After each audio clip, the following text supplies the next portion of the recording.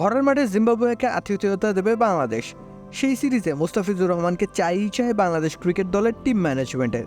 তাতে করে চারিদিকে যেন এক সমালোচনার ঝড়। কেন মুস্তাফিজকে খেলতেই হবে জিম্বাবুয়ের বিপক্ষে? এমন প্রশ্নবানের পেছনে কারণ ছিল ইন্ডিয়ান প্রিমিয়ার লিগে মুস্তাফিজের সম্ভাবনাময় পারফরমেন্স। তবে সময়ের সাথে সাথে সে পারফরমেন্স যেন কোথাও একটা যাচ্ছে মিলিয়ে। কাটার মাস্টার আবার যেন ফিরছেন নিজের খাপছাড়া রূপে।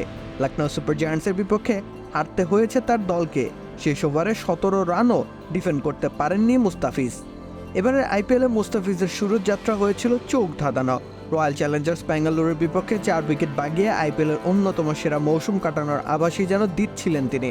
শুরুর দিকে ধারাবাহিকও ছিলেন বটে, মাথায় উঠেছিল পার্পল ক্যাপ, কেননা কিছু সময়ের জন্য তিনিও যে ছিলেন আইপিএলের সর্বোচ্চ উইকেট শিকারী।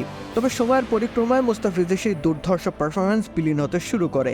আইপিএলের মঞ্চে শেষ 3 ম্যাচে মুস্তাফিজের শিকার 3 উইকেট। আপাত দৃষ্টিতে খুব একটা খারাপ নয় নিশ্চয়ই, তবে সমস্যা হচ্ছে ভিন্ন জায়গায়। দেদার্সে রান বিলিয়ে দিচ্ছেন মুস্তাফিজ। শেষ 3 ম্যাচে 149 রান দিয়েছেন বাঁহাতি এই বোলার। রান বোলার আইপিএলে এমন রান বিলিয়ে দেওয়া নিশ্চয়ই দোষের কিছু নয়, কিন্তু ধারাবাহিকভাবে এমন চলতে থাকলে ফ্রাঞ্চাইজি নিশ্চয়ই একাদশে রাখার ঝুঁকি নেবে না তাকে। অবশ্য মুস্তাফিজের হাতে খুব বেশি সময়ও বাকি নেই। আর মাত্র 2টো ম্যাচ খেলার সুযোগ রয়েছে মুস্তাফিজের সামনে। এরপরই দেশের উদ্দেশ্যে রওনা দিতে হবে তাকে।